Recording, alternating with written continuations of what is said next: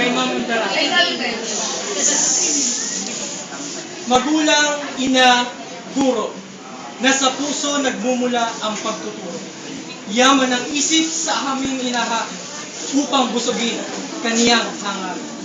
Minsan lamang kami nagsama-sama sa isang silid na puno ng sigla. Pangalawa man siya sa aming asignatura.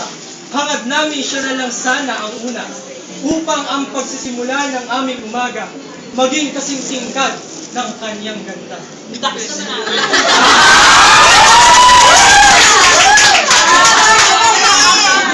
Sinong magsasabing ika'y masungit? Di ba't mapait kapag sa iyo'y nawawagli? Higit siguro kung ika'y aming ituring ng mga anak mo sa diwa't panigid. Pagsasaling wika ang ating pinapaksa, may pieces of paper ka pang handa. Ang hindi matuto sa iyong bunganga, mabuting magpatiwahal sa kamangmangan, madya.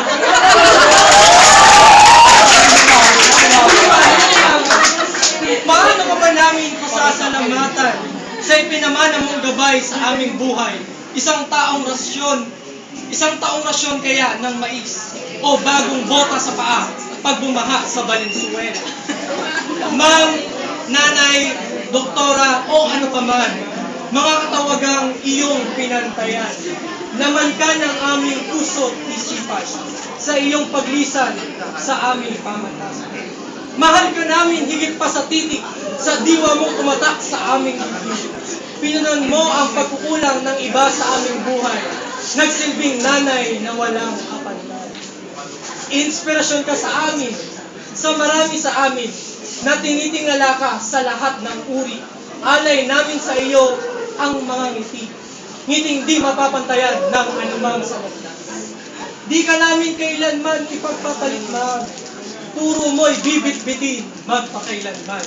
Sana'y magbalik ka sa aming silid-aralan upang ika'y makasama. Mahal namin.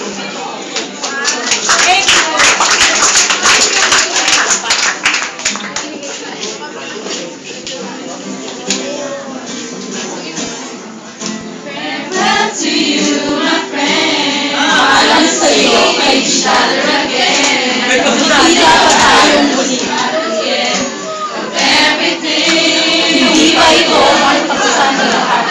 Maybe miles away. Kaya't huwag kang iyak. Hard to stay. Lalayo mo tayo.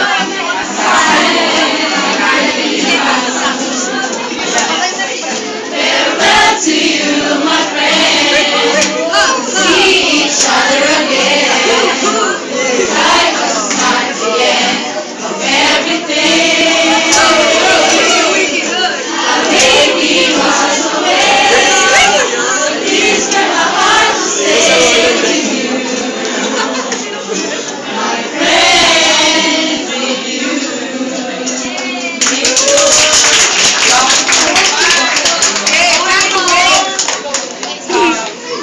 Mga Emperado, maraming salamat po sa aralin. Hindi lang nakulong yung mga natutunan namin sa yung mga theories pagsali ni Larson, kundi siguro mas higit na gusto ko masalamatan yung mga ninunoto din sa mga dapat yung matadala ko sa pang-araw-araw na buhay at sa higit sa lahat kung ano yung maaari ko dali pag naging guro na ako. Hindi lang ako, kundi sa mga kamag-aral ko.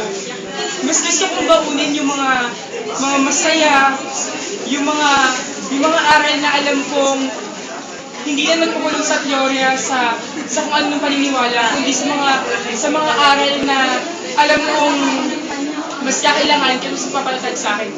Maraming salamat sa mga pagkataas ng tono, sa kung ano-ano yung intonasyon, kung ano sa segmental yan.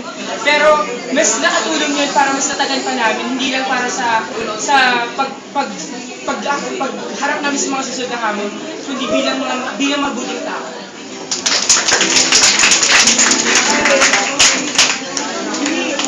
Ma'am Emperado, kahit minsan na tayo kasama, tulad ko rin sinasabi ko sa mama ko na ka-retire lang. Oo nga, magre-retiro ka, pero panibagong yugto ng buhay, magpo-focus sa family, ibibigay mas masasayang alaala, kasama ang pamilya, Siyempre po, masaya kami kasi naging kabahagi po kami ng buhay. Kung pwede lang po humiling na pwede. Maraming